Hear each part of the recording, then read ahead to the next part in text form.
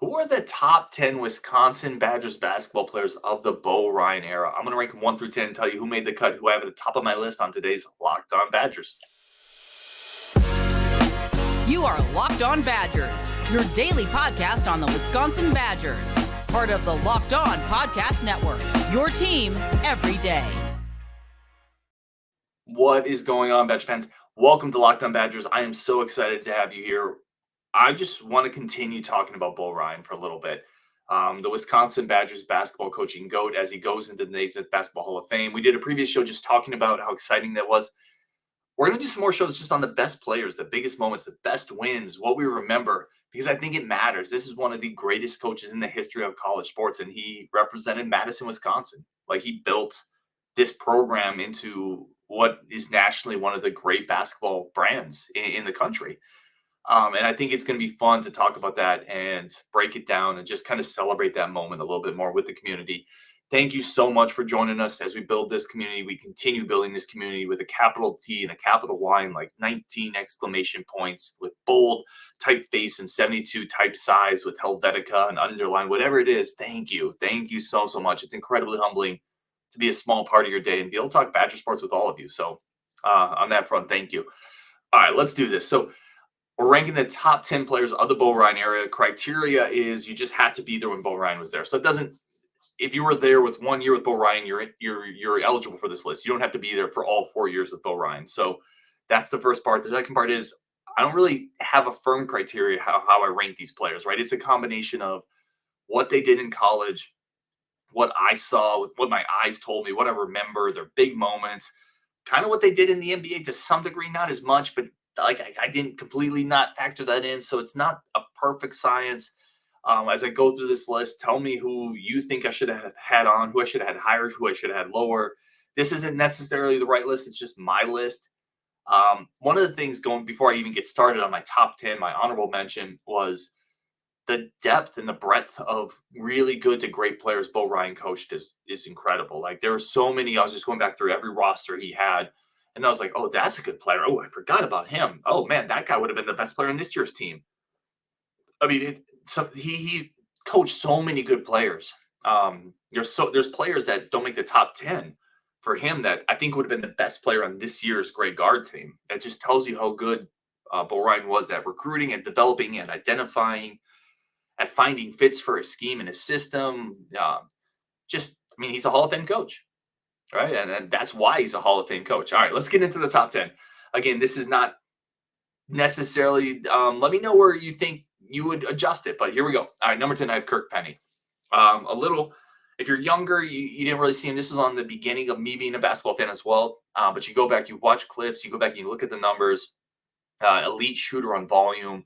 Kirk Penny had size, really good defender, averaged 16 points, 5 boards, 3 assists as a senior, all-around player.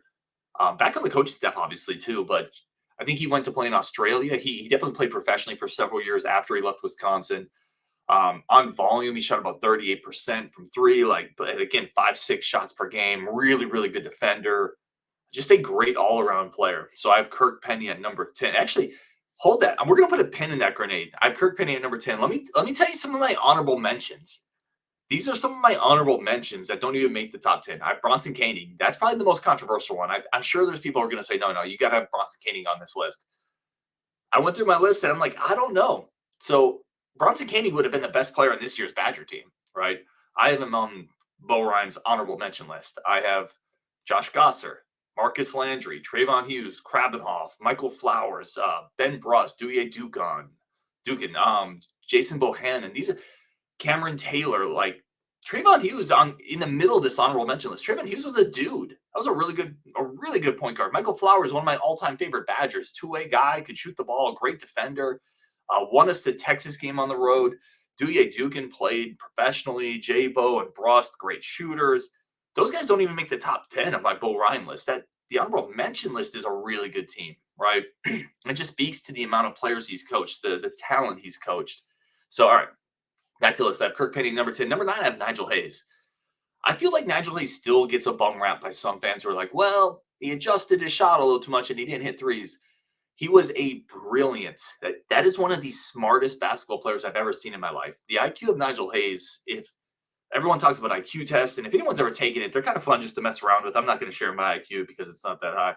But if you go take it, like, it's a lot of fun. If there was a basketball IQ test, Nigel Hayes would grade out as a genius. You couldn't play zone against Wisconsin because of Nigel Hayes. If you remember, teams would zone us and they would just put Nigel Hayes short corner, they would put him on the elbow, they would get the ball to him, and he would just dissect zones. He was incredible. One of the smartest, most intelligent, highest IQ, best awareness basketball players we've ever had at Wisconsin that I've seen since I've been as a fan. Just an incredible, intelligent player. Really good defender, could defend the 2, the 3, the 4, even some 5s. Good mid-range shooter, great in the post, really good passer, underrated in so many aspects. I have Nigel Hayes at number 9, averaged 14, 6.5, and almost 3 assists as a senior. Really, really good player. Nigel Hayes I have at number 9. Number 8, I have Michael Wilkinson, Big Mike. Again, an earlier player in the Bo Ryan tenure, elite defender, absolutely elite defensively across a number of, just with the eyeball test, could guard a bunch of positions, very, very smart, good rebounder, good scorer in the post, averaged 14 points and almost 8 rebounds as a senior. A guy that the analytics love, defensively, one of the best players in the Big Ten, and a guy who could really score, who could rebound, a pretty good passer. Really would epitomize, Mike Wilkinson really kind of epitomized the type of basketball that Bo Ryan would go on to coach, the type of basketball that he would want to play.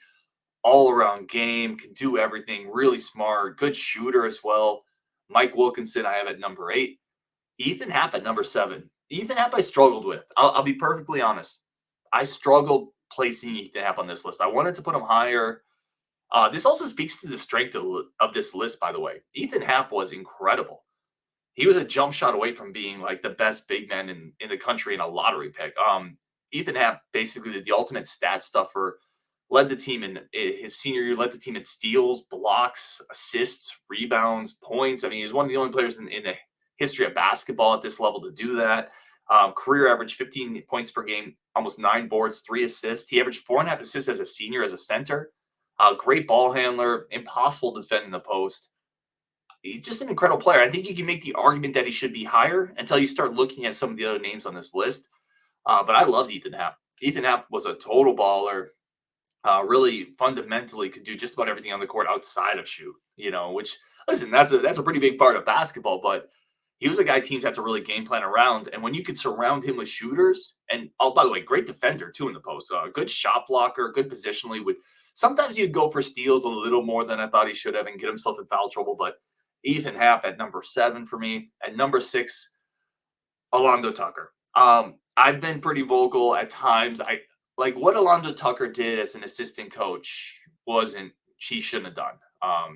Allegedly, I'm going to say allegedly because it's never really, but what has been reported and what's been talked about. But as a baller, like Alando Tucker was a first-round draft pick, 2 years, over 19 points a game, averaged career 5.7 points, rebounds per game. You're talking about a guy who modern basketball doesn't love the Alando Tucker prototype, right? The guy who's kind of an undersized forward that can't really shoot, but is hyper athletic. But as a college player, he presented all types of mismatches, all types of issues. Because if you defended him with a bigger post, he was just going to drive by you. He was going to quickness around you. And if you defended him with a smaller wing, he could get in the post and he could elevate over you. He could be physical with you. He was a really tough cover. Again, you don't average almost 20 points per game across 2 seasons in the Big Ten without being elite offensively in a lot of different ways. Athletically, an incredible jumper, really fast, really nice touch around the rim.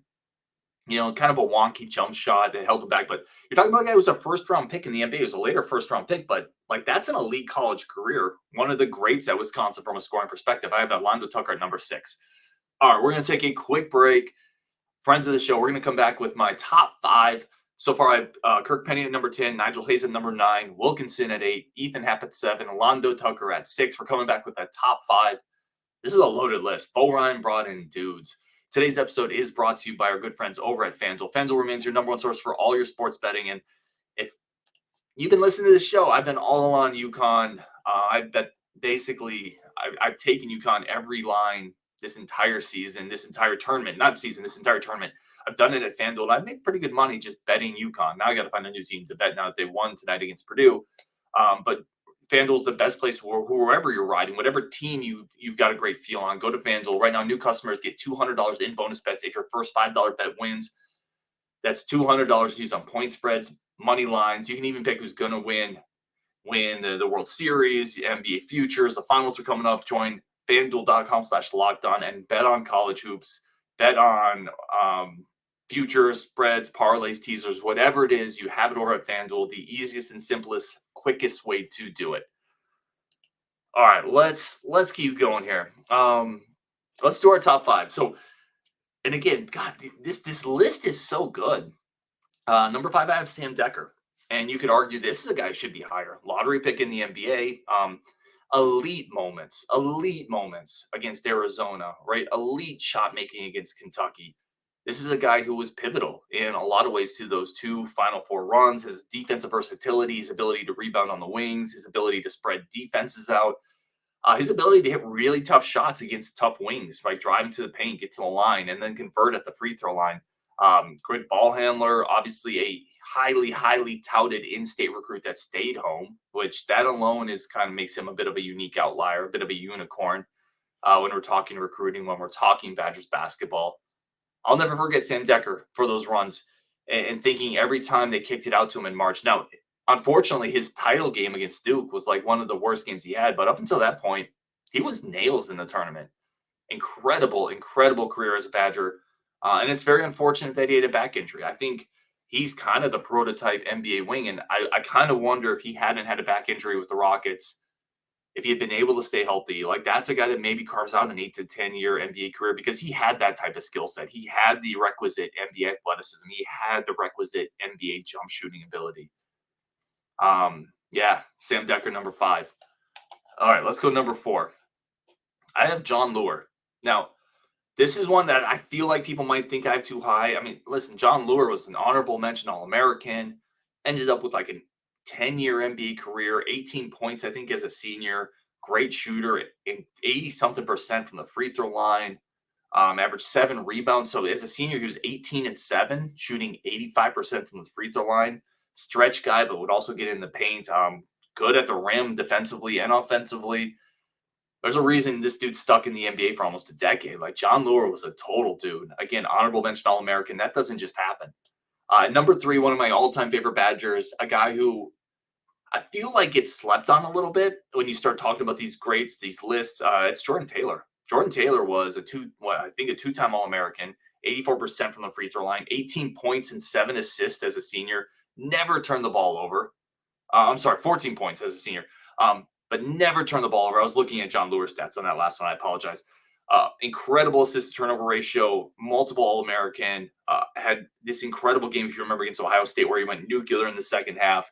Complete control of the game, the epitome of what a point guard should do, what he needs to do, control the game offensively, defensively, rugged, right? Never got hurt. Jordan Taylor, I have at number 3 for the Bo Ryan era. And then you can probably guess the top 2 if you're really thinking about it. I have Frank Kaminsky, number 2, and then Devin Harris, number 1. I mean, Frank the Tank, National Player of the Year, 2-time Big Ten Player of the Year. And then the type of player that, when you think back to the Bo Ryan era, it's recruit and it's develop. The two are really hand in hand. There's some coaches where it's one or the other. And you can do pretty amazing things that way. Like, for a long time, John Calipari was recruit. It wasn't as much develop. Cal won a title. Like, you can do that. If you're really elite at one of them. Bo Ryan was kind of great at both of them. It was recruit and develop, right? He did a better job of recruiting at Wisconsin than I think a lot of people realize, but he developed at an elite level too. You get a guy like Kaminsky who comes in as kind of a gangly 3-star, whatever. Nobody really cares. Becomes one of the greatest players in the history of college basketball, the collegiate player of the year, right? Another NBA draft pick, another guy who hung around the league for a while. And you look at the development from where he was to, suddenly he's dropping 40 plus, to suddenly you can't guard this dude, right? This guy's going inside, outside, pick and pop, dribble, spin move, hitting shots, getting to the free throw line, switching defensively. It's just the epitome of what Bo Ryan did. And then number 1, Devin Harris, my goodness, right? A lottery pick, almost 20 points per game, 37% three-point shooter, left early because obviously he was just too good for this level, this college level. Yeah, there's a lot of NBA dudes on this roster. Let me put, if you're watching on YouTube, let me put the list of my top 10 up here. So, yeah, let me recap this. Number 10, I got Kirk Penny. Number 9, I got Nigel Hayes. 8, Michael Wilkinson. 7, Ethan Happ. 6, Alando Tucker. 5, Sam Dekker. 4, John Lure. 3, Jordan Taylor. 2, Frank Kaminsky. And 1, Devin Harris. And then, again, the honorable mention list. You listen to these players. I didn't even have these on the top 10. Bronson Koenig, Josh Gosser, Marcus Landry, Trayvon Hughes, Krabbenov, Flowers, Brust, Dewey, Jabo. And there's more. You can keep going. Guys like, let me see if I can think of a couple of other ones. Some really other good players. Jared Bergeron, Brian Butch. I don't even have those on my honorable mention list. Ryan Evans was a really solid player. You can keep going. Like, he brought in so much talent, and every year it would be like another guy or two that would in 2 years develop into the dude, right? It was just this constant revolving door of talent, of skilled players that fit into the culture that you knew Bo Ryan would develop. And no, he wasn't perfect, right? There were misses that he had, like every other coach that's ever coached at this level, but there were a lot more hits. And it's incredible to go back and look at that list and then think of it like this, like every single one of those players would be the best player in this year's team. Like Kirk Penny, Nigel Hayes, Wilkinson, Happ, Tucker, Dekker. On the honorable mention list, Bronson Koenig, Josh Gosser. Like, I don't know. I don't think Josh Gosser would be the best player on this team, but he would be a great addition. And this team needs to get more talented under the Great Guard era. And you go back and you look at Bo Ryan's rosters, even in the years where they don't go to that Final Four, it feels like those rosters are more talented just going back and looking at it. So, yeah, it makes you realize that the talent needs to continue to tick up here. All right, we're going to take another quick break. We're going to come back and talk a little stock up for college, for the spring football team practice. Who are some players who I think have elevated their stock from where they were at the beginning of the year? But this is fun to think back to Bo Ryan, right? And think back to what he's built, what he's done, and just what he's put in place, what he had put in place at Madison, and some of the players that came through underneath his banner. And a lot of great ones. A lot of great ones. All right, we're going to take a quick break for our friends of the show. Come back and talk a little bit about spring football, who's stock up, who's stock down. That's coming up next on Locked On Badgers.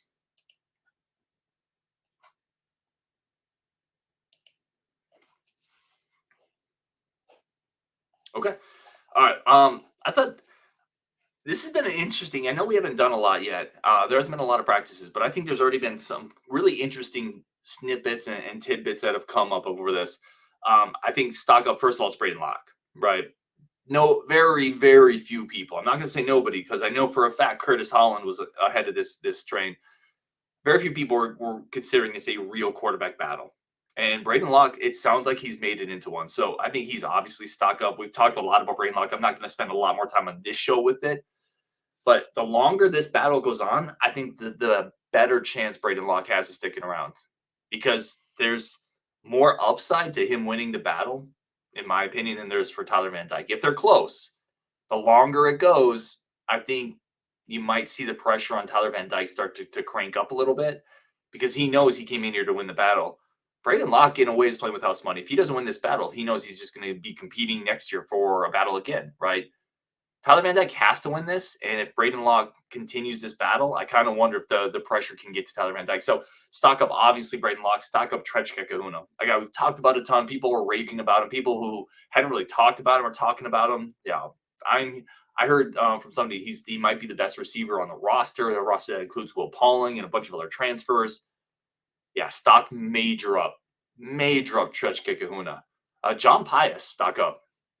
So in the glut of linebacker transfers we got, right? Who I think people talk the most about three guys. I think obviously Tackett Curtis, Jaheim Thomas, and I think Leon Lowery. Leon Lowery come from Syracuse, and the other two, obviously, a multi-year starter, Jaheim Thomas, last year at Arkansas, SEC, fast, physical, knows the coaching staff. Tackett Curtis, a heat-seeking missile on cleats. But John Pius, coming from a lower-level football, FCS, coming up, and people are like, maybe he's a depth guy, maybe he's more than that. It sounds like he's a real piece. It sounds like he's much more than a depth guy. It sounds like he's built, he's fast, he's athletic. It sounds like he could start this year, and if not start, he's going to get a ton of reps. So I think definitely stock up on John Pius. Leon Lowery, I just mentioned as somebody coming in with hype, but it sounds like he's probably lived up to that hype and a little bit more. Him and Pius on the outside are interesting. I mentioned that among the transfer linebackers coming in, how high I was on Lowery. I think he's really, really good. I like the film. He's long. He's kind of explosive. He really hits people. To me, that's a big, big get for Wisconsin. And I think the fact that we're already seeing nice returns from both him and Pius, stock up. Tucker Ashcraft. I've heard from a couple people. And Ashcraft's a guy I liked last year. I liked Ashcraft last year. I just think he was forced to play a little early. A lot of years on a lot of teams with a better, deeper. I should say deeper and healthier, right? Because I'm not trying to throw shade at anybody. But a deeper and healthier tight end group, Tucker Ashcraft doesn't play last year. He takes the year, he gets his body right, he gets mental reps, he gets practice reps. And this year would be Act 1, right? The opening scene of the Tucker Ashcraft play on Broadway. Well, he was forced to play last year. That was the opening scene. And it was with mixed reviews, right? The critics were like, I don't know. I'm not sure if I love it. He was a true freshman playing Big Ten football as a tight end and holding his own, not embarrassing himself. Now he's gotten bigger, stronger, another year under his belt. And I've heard really good things about Tucker Ashcraft and the way he looks. So stock up Tucker Ashcraft, stock up Curtis Neal along that defensive line, right? I think this is a big, big development if he can get better. I've heard he's another year past that injury he had coming out of high school, a little healthier, a little faster. And there's a huge opportunity for him on this defense line. It sounds like he's working to seize that. And then the other one is Jake Chaney. Jake Chaney's a guy, I've really liked him for a couple of years. I thought last year he got an undue amount of criticism. I don't think the front seven was good last year. And it's hard to be a good inside linebacker if the front seven's not very good. Because what are you going to do? I think he was getting more put on him from offensive linemen, pushing the defensive line around, from trying to cover up in other spots. But I liked him. I liked the clips he shot, the clips we would see of him. I liked the instincts he showed. He was able to get in the backfield. I think he was the best at group of linebackers while he was still growing into his game. Now he's bigger, faster, stronger. I can tell you this. I was talking to Brady Collins, talking about Jake Chaney. And this dude has embraced the competition. He's embraced the offseason. I am super excited to see what Jake Chaney looks like this year in that linebacker room. So I'm going stock up Locke, Kekahuna, Pius, Lowery, Ashcraft, Neal, and Chaney.